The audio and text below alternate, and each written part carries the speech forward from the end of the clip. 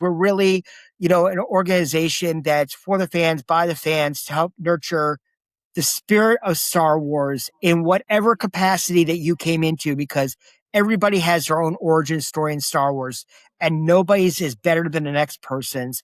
And also, it's okay to not like each other's stuff as long as we realize at the end of the day, we love Star Wars. So let's be adults about it and just encourage that. And that's really what the VCN's about, is encouragement of loving what you like, because there's too many other things out there in the world that will try to divide us, and Star Wars should not be one of them. Meddler's Corner! Yeah, tune in, let's go! Dropping into a galaxy far away, talking cosplayers and the roles they play. From the actors to the prop makers' art, every single fan plays a vital part. We hit the movies and the latest shows, the biggest fan cast everybody knows. Step into the corner, let the force ignite. Meddler's Corner, bringing Star Wars to life. We hit the movies and the latest shows, the biggest fan cast everybody knows. Step into the corner, let the force ignite. Meddler's Corner, bringing Star Wars to life.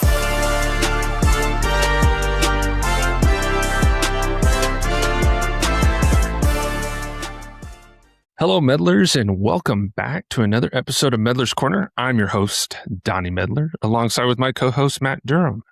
And this week, we have a special guest. He is none other than Spencer from the Virtual Cantina Network. How are y'all doing this week, guys? Good. I'm doing fantastic. Thank you guys so much for having me on this show. I know we talked on the last day of Rebel ScumCon as a lot of us were getting ready to leave, but we made it work pretty quickly. So I'm very grateful to be even asked to be part of your show. So thank you so much, Donnie. I appreciate the nod. Absolutely. I know y'all do so much with Rebel ScumCon. I know year 2 was the big thing with Bunta really coming into the fold, and then year 3 we got Bunta again. So I just got to ask, how was your Rebel ScumCon 3 this year, Spencer? It was great. It was. I felt like we went in knowing what we were dealing with because we have already done it once already. In both locations, whether it been at the Frisco Convention Center or at the Revel Patio Bar and Grill in Frisco. So we knew what we could and we couldn't do, which made it a lot easier in a lot of aspects.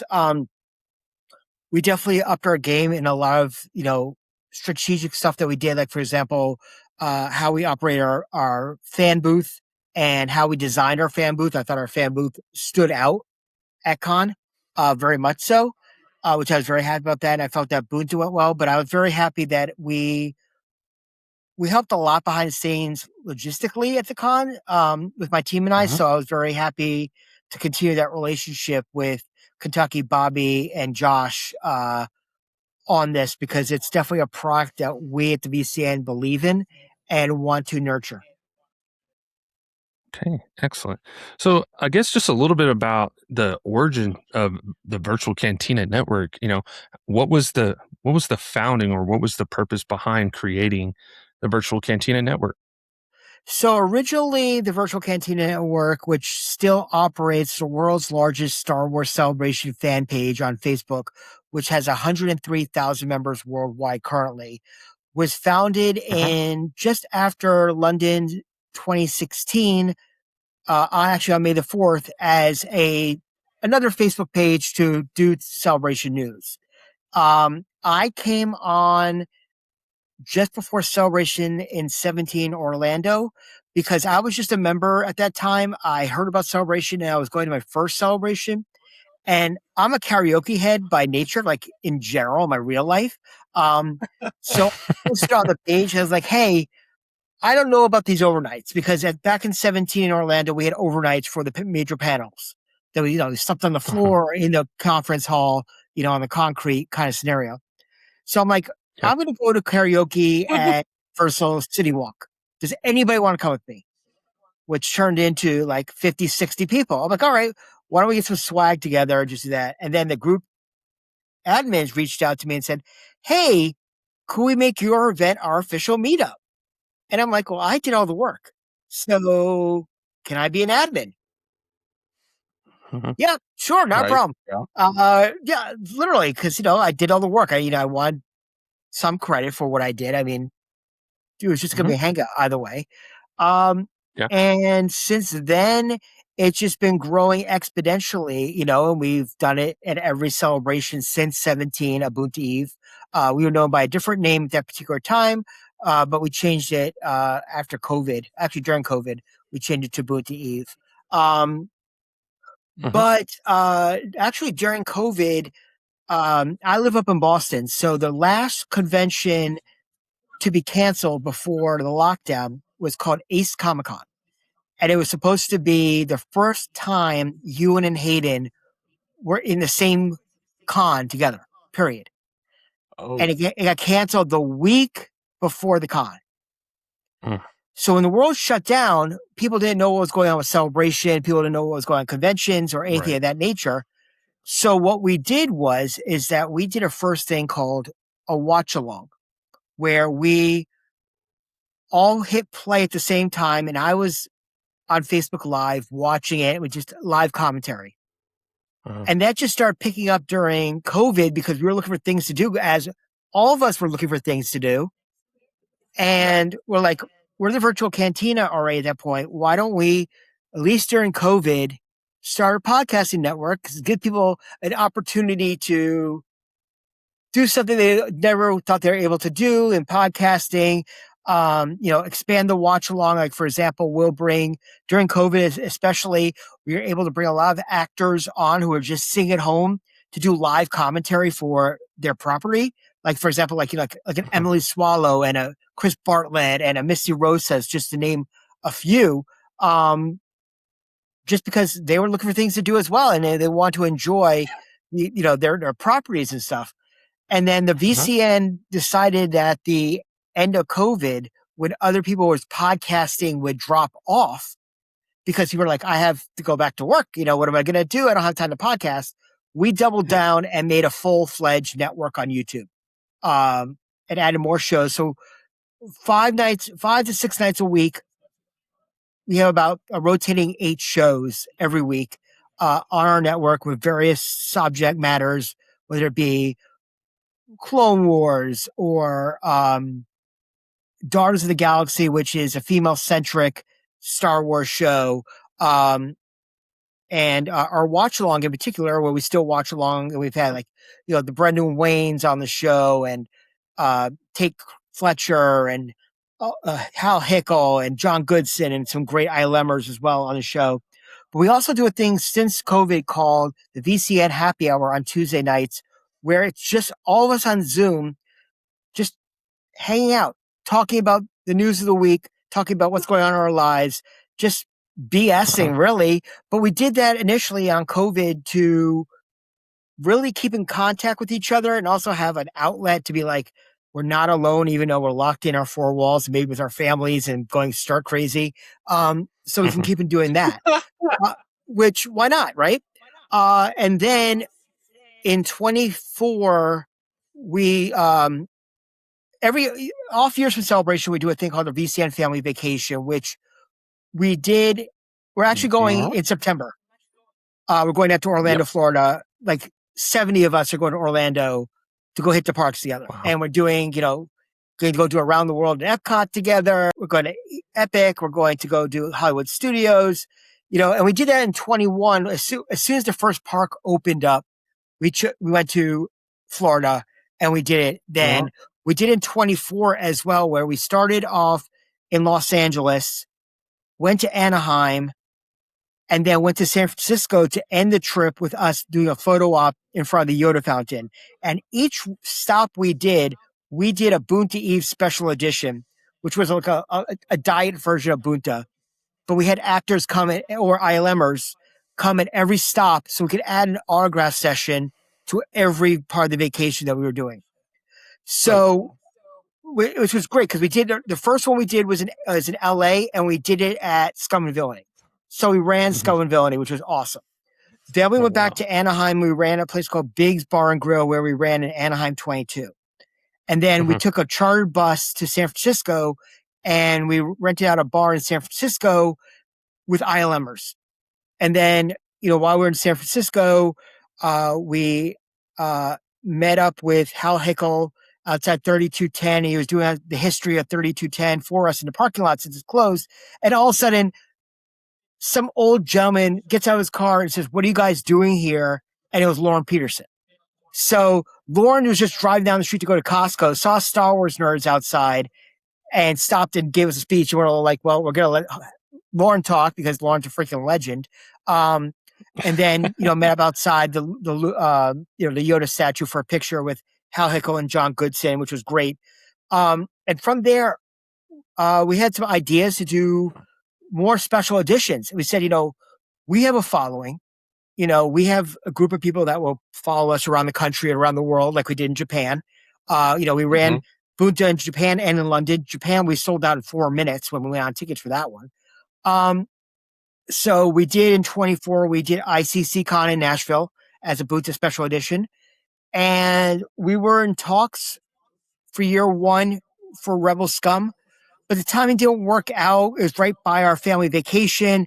75% of their lineup was the same lineup that I was doing across 3. So it's kind of like, no offense. It was just like, it's a lot, especially when you work with the same people. It's like, it's just timing's not right. So we finally came to an agreement before 25, and 25 was fantastic. I mean, I loved that Bunta.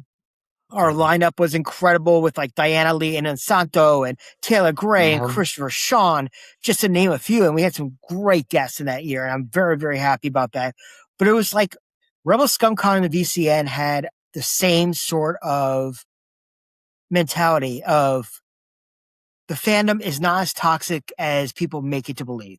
It's actually very strong, very supportive, and they are for the fans, by the fans. And I can't say that about many cons that are out there. Kentucky, when he books his show, he's thinking in the mind of a fan.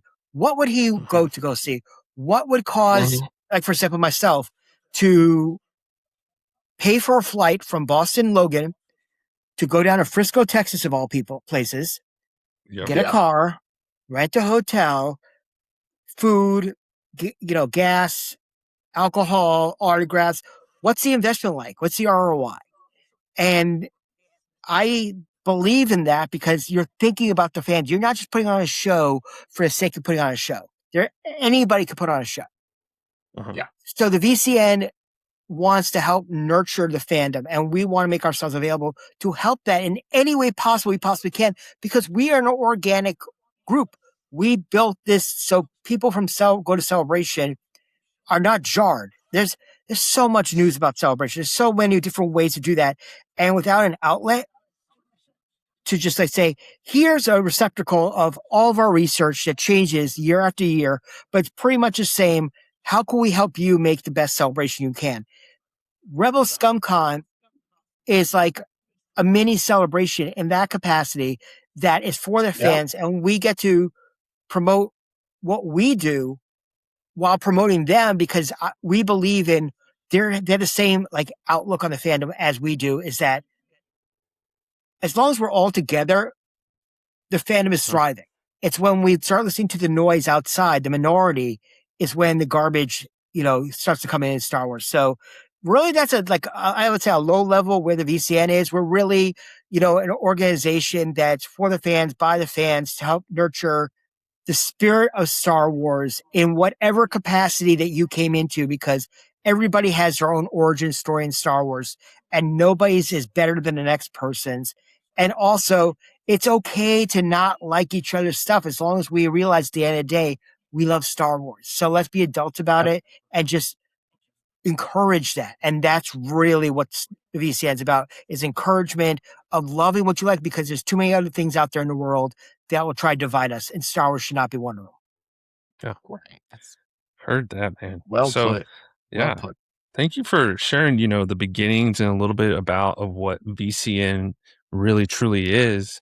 I guess on top of that question, just adding more, when did you realize that, because the VCN, you've created almost like this brand here, like this giant community. And it's more than just like watching a podcast. It's more than just watching show. It's like, it's this, you do con events, you do Boon to Eve. So when did and y'all are taking vacations, y'all are doing all this thing with the Star Wars community. When did you realize that the VCN was bigger than just a Facebook group?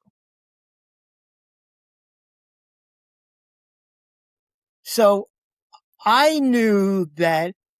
So I work in marketing events on my day job. So I'm very much in tune with trends and everything of that nature.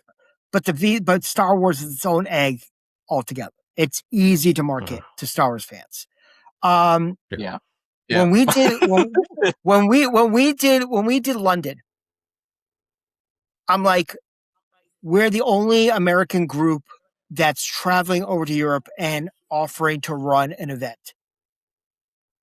That's going to look pretty cool. Yeah. In my mind, I'm like, that's a flex, if you will. And then I was like, I don't want to run Japan. I said that to my team. And they looked at me like, you're going to end up running Japan. That? I'm like, I don't really want to. I'm like, there's just too many variables about how we do Bunta. How can it translate? Anyway, things started coming into play for us. And I'm like, I can actually make this work. And we sold out in 4 minutes. And I'm like, we didn't announce one name, by the way. Both London and Japan, we did not announce one name attached to the event other than the fact that we were going to be there.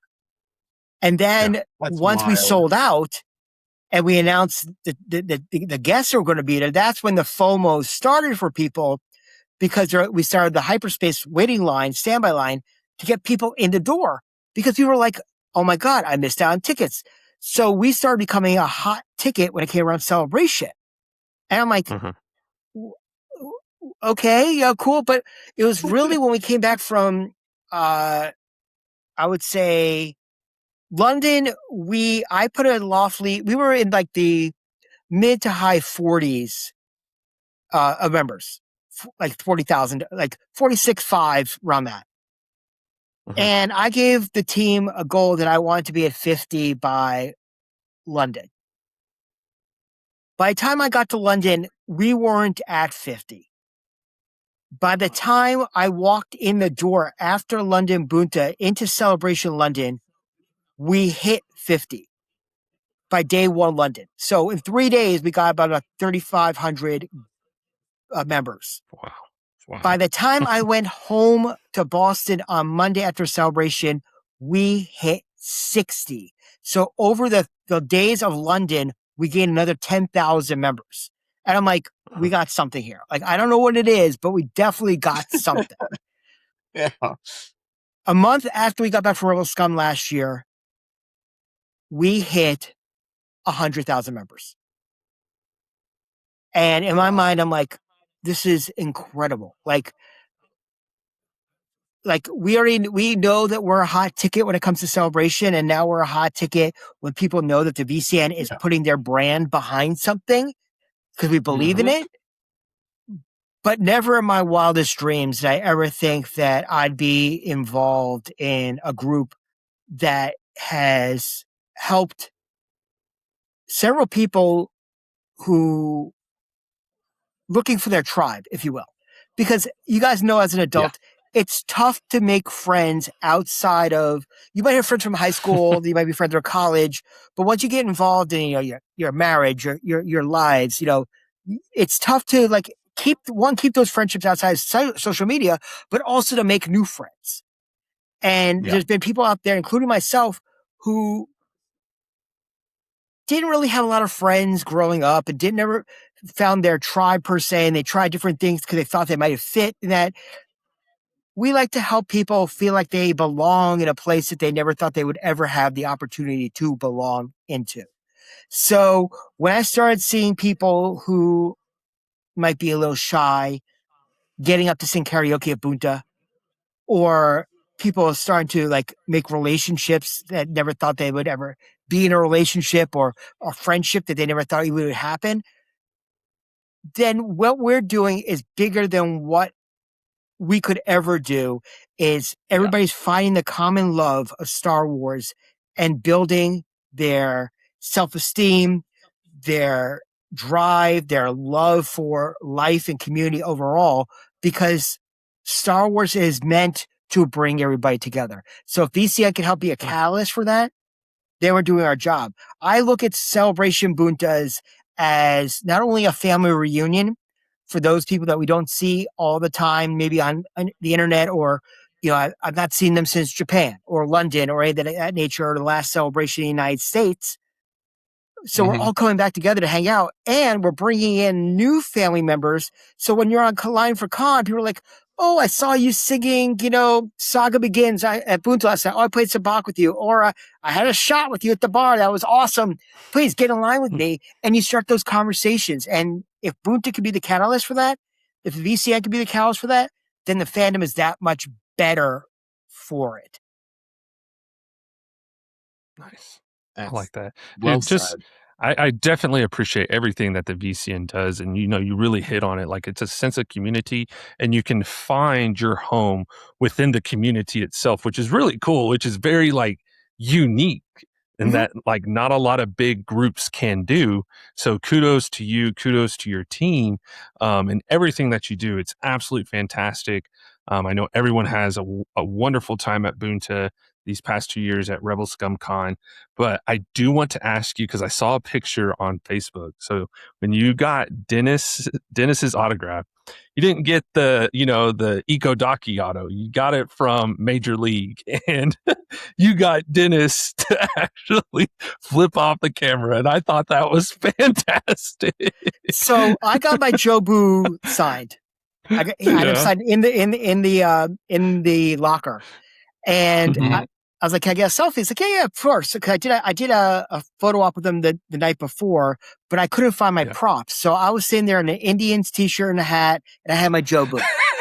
So I needed to get my Jobu signed. So I'm going to pay for a selfie because I found my prop.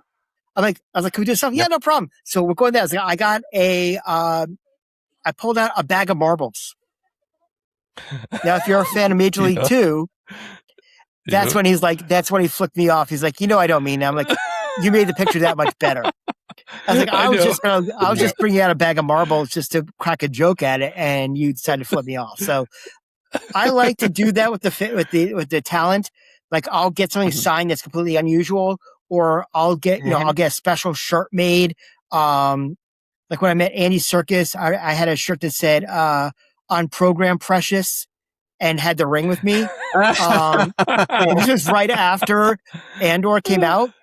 So I'll do stuff like, something silly like that. Where I met Hayden, and I had a shirt that said "You Sandy Bro." So I just like to have fun with the talent, because it makes it more fun for them. They're not just there to smile, 3, 2, 1. Okay, thank you very much. Move on. I want my experience with them to be as memorable as my experience with them. So, I did the same thing with Bryce in Jurassic Park at Amazing. Rebel Scum Con. So I know you're here for Star Wars, but I love you from Jurassic Park. I told her after bringing that back. I told her I loved her from Rocket Man, and my wife was talking to her handler about the movie The Help, which my wife loves. Yeah. And talk about the pie, which she said she always talks about that goddamn pie when she talks about that movie. So it's great about these kind of conventions, as well as that you don't have to necessarily just be a Star Wars fan. Like, Des Haber, we're talking about the fact that he's had a career since our childhood with like Major League and stuff, and people have gotten their All-State bills signed by him. And they're bringing in actors that we've known forever that are now just starting to show up, and we get to get them, and not just in Star Wars, but in other properties. And that's fun, because it's fun for them as well. Yeah. But then, we know that they're making their money off the Star Wars element to the con, but it adds another element to the conversation than just talking about, the galaxy. Yeah, definitely. Well, man, I want to know, what do you got for the future for the VCN? What y'all got planned? I mean, as far as future for Bunta, or what y'all got cooking for Celebration.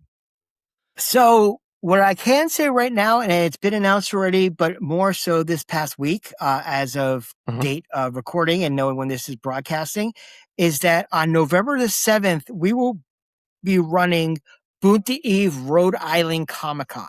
Now, if you've ever been to Rhode Island Comic-Con, it's one of the big shows in the country.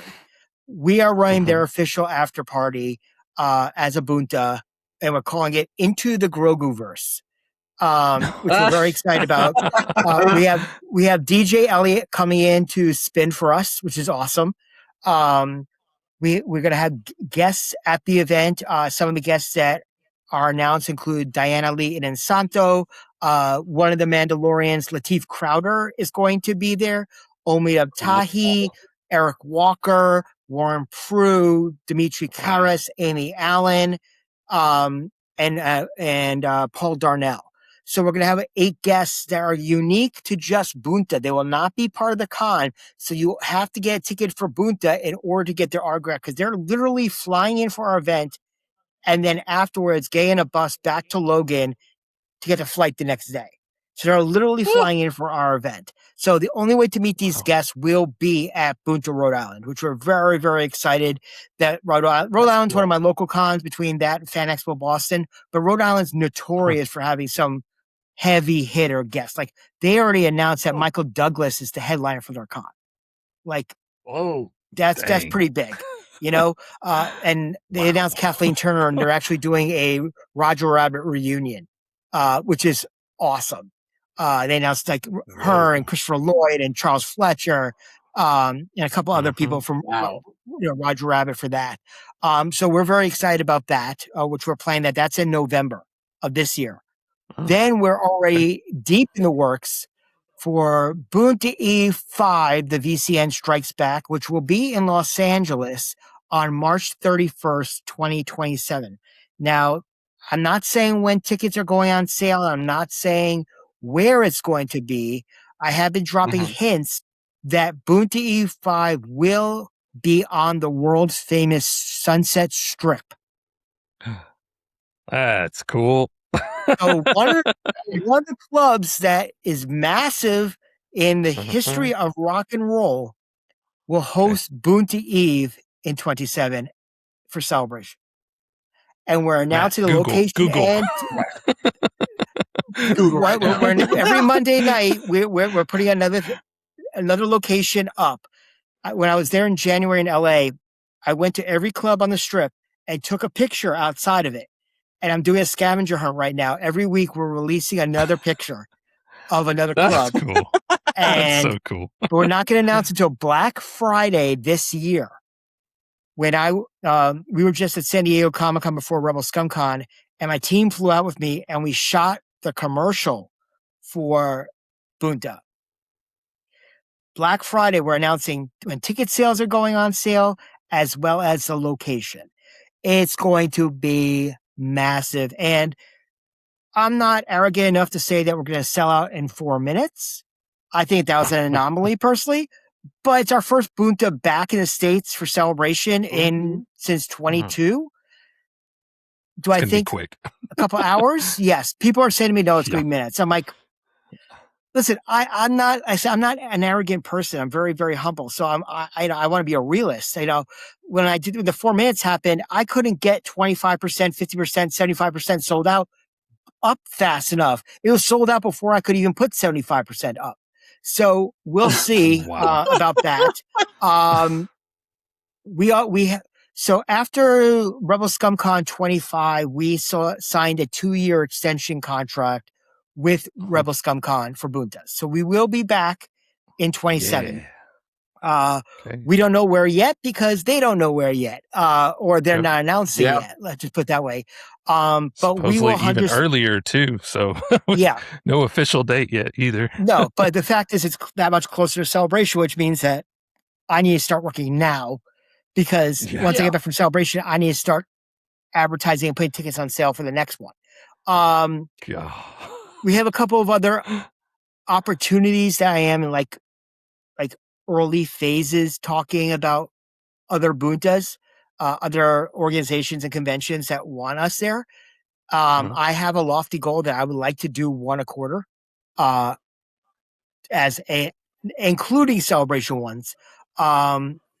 Just because I think it's a worthwhile brand and it adds something extra to a con. If the con is the main event and the con has to be the main event every time, if they're saying, but wait, there's more, I want Bunta Eve to be that much more. Like I want to be that perfect companion piece for someone else's show. We don't want to be the headline. There's too much pressure in that. We would like to be the supplemental event that will make your event that much better. And that includes Star Wars Celebration. That's fair. Wow. Yeah. Yeah.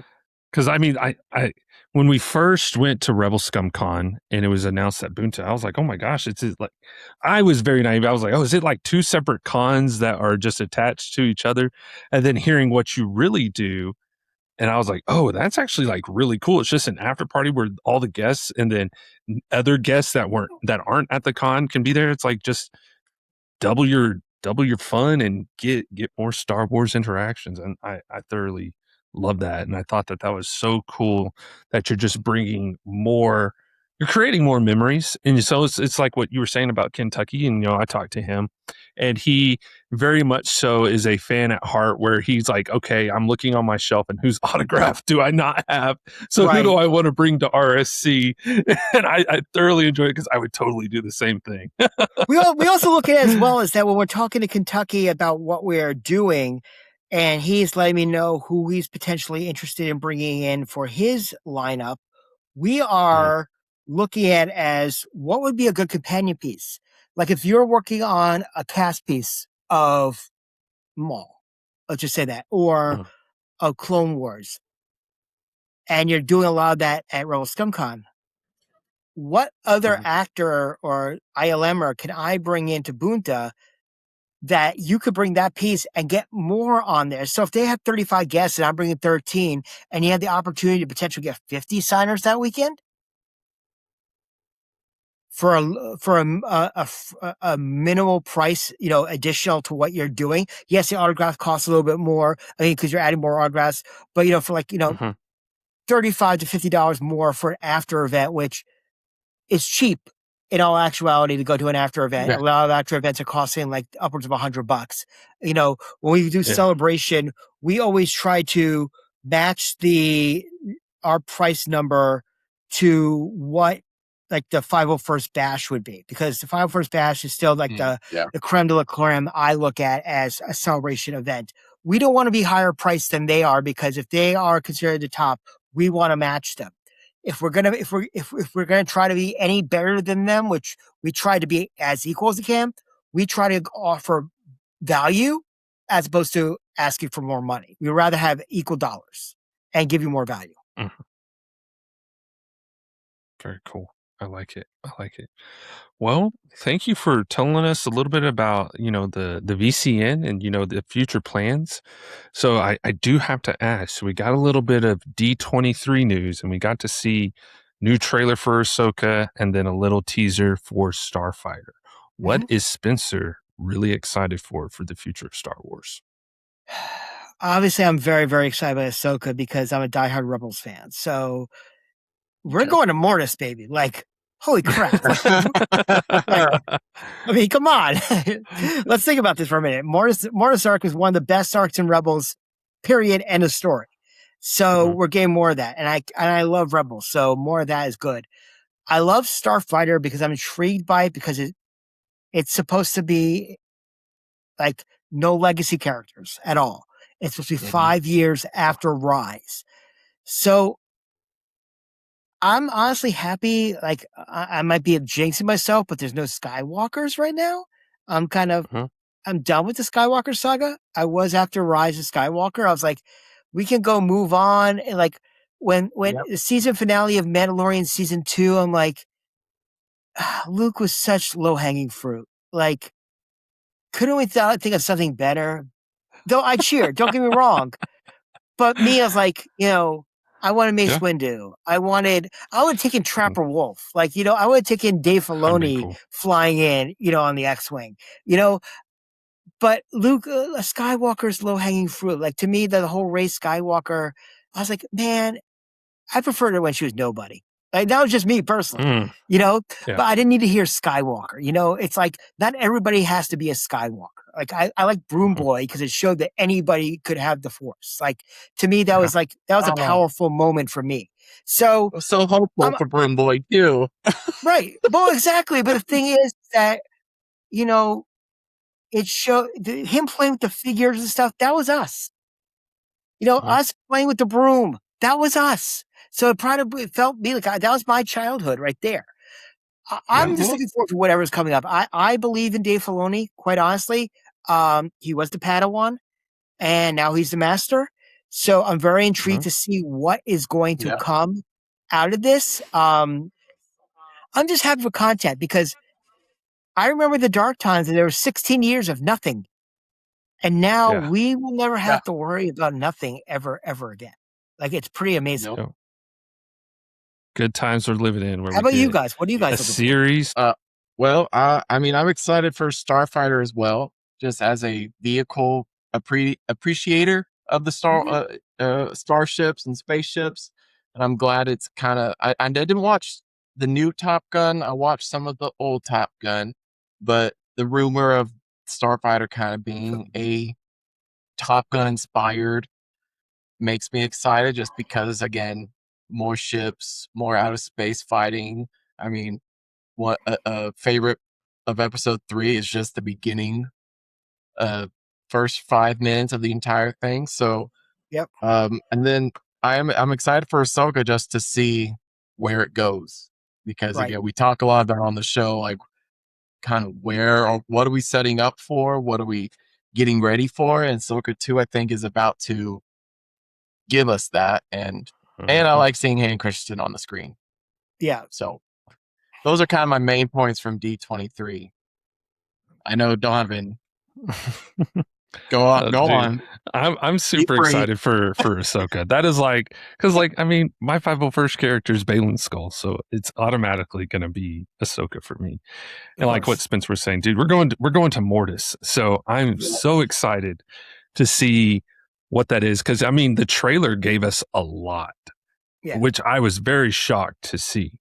So part of me is like, okay, well, what are they not giving us? Because there's always something in everything in Star Wars that they leave something out as like a little bit of a surprise for the fans. It's like, oh, this is so cool. So it's like my thinking is okay, it has to deal and circle around Baylan's arc.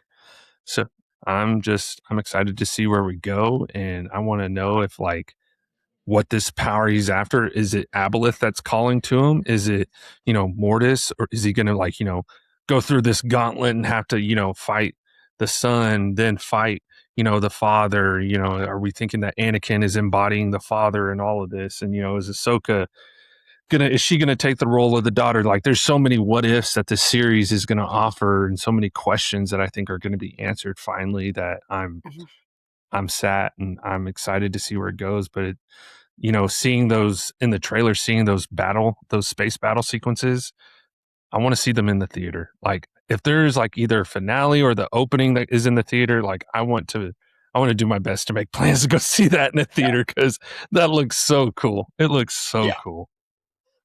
No, it's going to be great. Mm-hmm.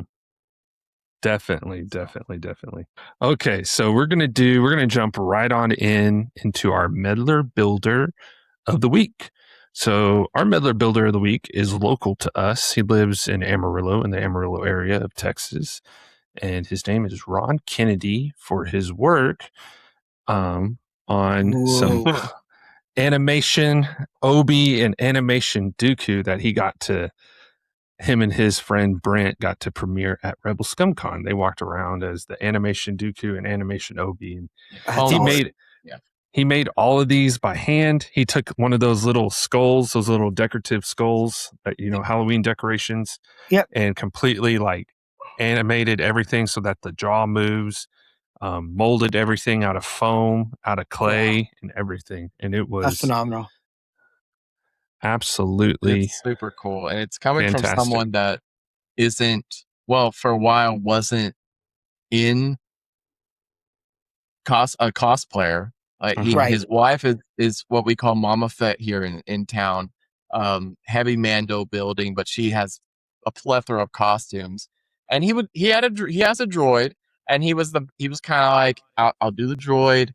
I'm gonna just sit back, let the droid take all. And this was kind of his first like big role, really. I would say. Can't get over, especially Dooku's beard. Like, that is phenomenal. Yeah, because what his background is an HVAC, HVAC work. Yep. Work. That's amazing. And then we're doing this. I'm just like, what? What? Right. And he's like, yeah, I just watched some YouTube videos and just started kind of molding, and this. It's one of those Amazing. brands that I'm just like, how do you think? Like, Yeah. I don't have that kind of developed Mm-hmm. creativity like that. Like, Right. it's crazy. And now, and post RSC, he's got the itch. I'll just say that much. And the stuff he's creating and wanting to make, it's awesome. I love seeing it. It puts me right in the universe. Amazing. And Yeah. it's really fun to watch. And I'm really Mhm. proud of him for stepping in the water and coming out of his Absolutely. comfort zone. It's really cool. And I mean, Ron, you're one of the kindest people I know. No You kidding. are Mhm. very encouraging, very supportive of both Matt and I. And I couldn't think of anyone better to shout out for our Medler Builder of the Week. Well, Super. sir, I want to thank you so much for taking the time to join us. Thank you so much for sharing the VCN story, sharing your story as well, and everything that the team does. Kudos to you. Kudos to your team and what they do for Bunta. And I know y'all are getting really ramped up going for celebration, and then eventually, Around the corner. It's around the corner for RSC. But yeah. I do have one final question, and I always ask it. If we were to open Spencer's garage, what vehicle in the Star Wars universe would we find? It can be planet to planet, or it can be streetwise. I love the Ghost. I love everything about the Ghost. Okay. Because the thing is, even if it's a garage, I could fit the Phoenix in there. And have the garage, the Ghost somewhere else. No, I mean, it's just such a fun ship. It's just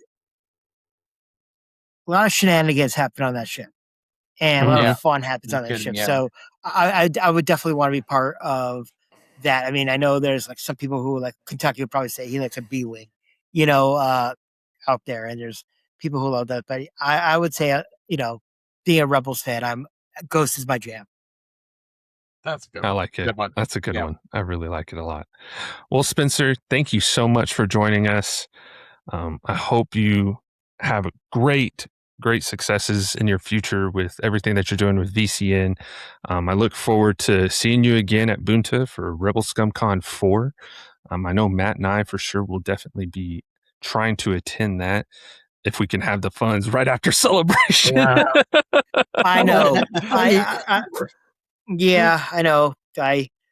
I'm feeling that one too already, but I'm looking forward to seeing you guys at more events and having more fun, more shenanigans. And first and foremost, thank you very much for you guys for doing what you guys do. I mean, I'm a big fan of the creator space and also promoting positivity and just doing what I feel is right for the fandom and carving out your niche. So kudos to you guys. Keep on doing what you're doing, and let's continue to collaborate because I think there's a lot more we could do together.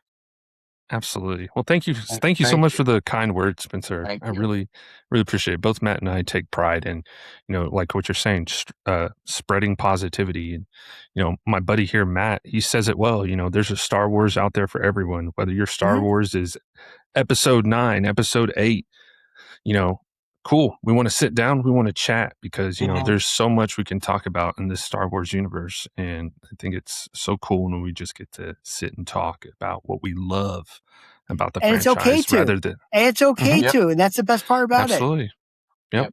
I couldn't agree more. Well, thank you again. Thank you so much for taking your time. Meddlers, tune in next time and let the Force ignite. Meddler's Corner! Yeah, tune in, let's go! Dropping into a galaxy far away, talking cosplayers and the roles they play. From the actors to the prop makers' art, every single fan plays a vital part. We hit the movies and the latest shows, the biggest fan cast everybody knows. Step into the corner, let the Force ignite. Meddler's Corner, bringing Star Wars to life. We hit the movies and the latest shows, the biggest fan cast everybody knows. Step into the corner, let the Force ignite. Meddler's Corner, bringing Star Wars to life.